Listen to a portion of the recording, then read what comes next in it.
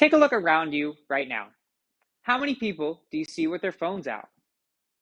How many of you are on your phones right now as I speak? Per Statista.com, the average person spends 4 hours on their phone every day. This equals up to a month and a half every year.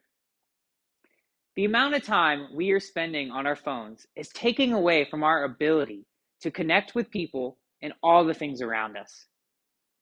One study conducted at the University of British Columbia asked 300 participants to go to dinner with friends and family. The participants were split into two separate groups. The first group was told to keep their cell phones on the table, while the second group was told to silence their phones and put them away in a container. After the dinner, participants were asked questions about their experience.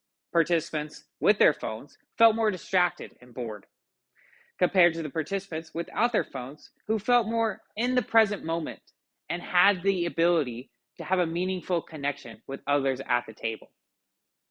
Phubbing, which is short for phone snubbing, describes the act of avoiding interactions with someone in favor of using your phone. The study by the University of British Columbia shows how this term is real and how this phubbing can have a real negative effect on us.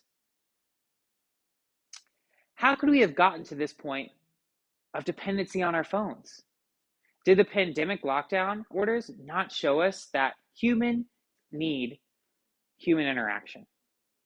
Psychologists call this problem idleness aversion, which means that being alone with your own thoughts makes many of us uncomfortable, and that we prefer some kind of distraction. We would even prefer pain over being alone with our own mind.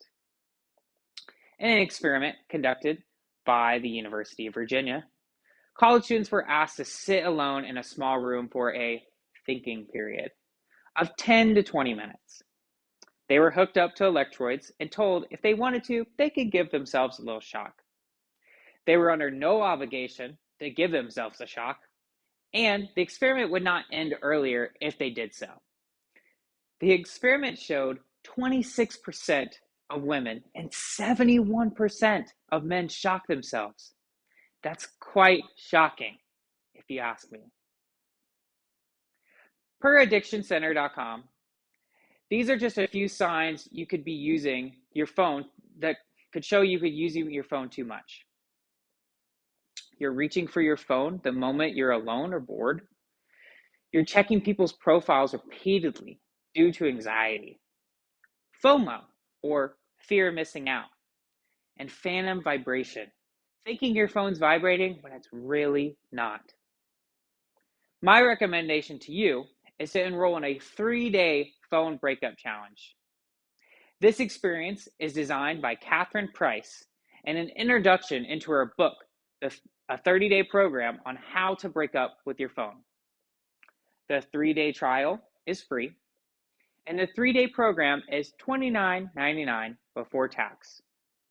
You can find the 3-day trial as well as the 30-day program on her website, phonebreakup.com.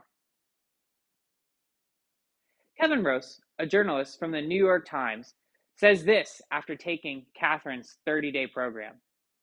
For the first time in a long time, I'm starting to feel like a human again.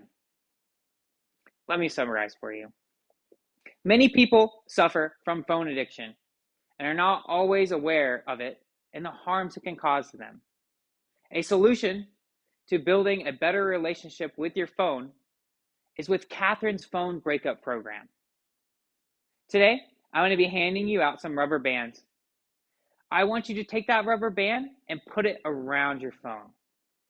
This is a tactic Catherine uses in the first part of her breakup challenge.